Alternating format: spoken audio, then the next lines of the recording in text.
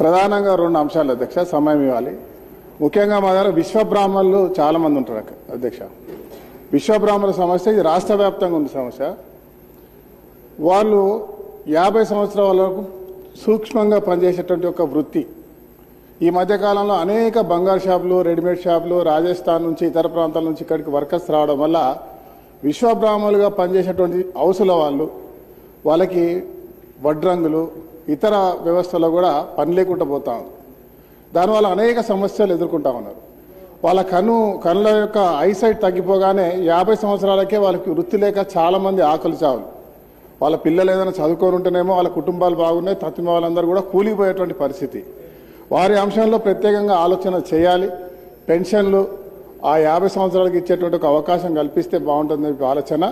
దాంతోపాటు అధ్యక్ష, పక్క రాష్ట్రాల్లో వారికి కనీసం ఏదంటే పుస్తే మట్టలు చేసేటువంటి ఒక జీవో తీసిరు అధ్యక్ష. అలాంటి కార్యాచరణ మన రాష్ట్ర ప్రభుత్వం కూడా తీసుకొని ఇస్తే ఆ విశ్వబ్రాహ్మణులకు నిజమైనటువంటి ఒక జీవితాన్ని ఇచ్చినట్టు ఉంటుందని చెప్పి నేను కోరుతా ఉన్నా.